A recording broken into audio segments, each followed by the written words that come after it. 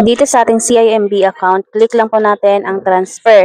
So dito guys, makikita rin natin yung mga na-save nating mga account na pinagta-transferan. Sineset as favorite ko na rin agad kasi para hindi ka na magkamali for the next time na mag-transfer ka ulit sa ibang other banks or e-wallet. So ngayon, na-share ko na rin sa inyo. Ganito nga yung lumalabas kapag mag-transfer ako ng Maribank. CIMB to Maribank ko or C-Bank.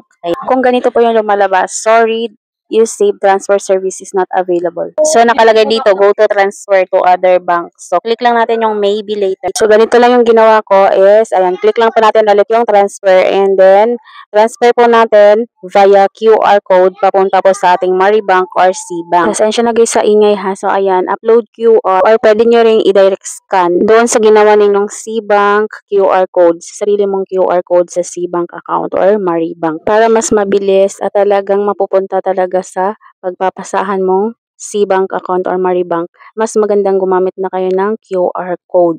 So, ayan, after nyan, ilalagay nyo lang yung 6-digit PIN and then, ayan, naka-transfer na tayo. So, ganito lang yung mga napapansin ko. Halimbawa, kapag nag-transfer tayo, kahit sa ibang app, ayan, kapag hindi gumana sa paglagay ng account number and then amount, ayan, may mga nag-e-error. Mag-try tayo ng ibang way or option tulad na lang nitong transfer via QR code.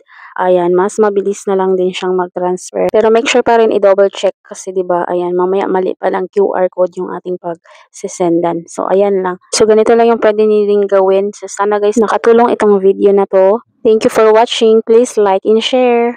See you on my next one. Bye.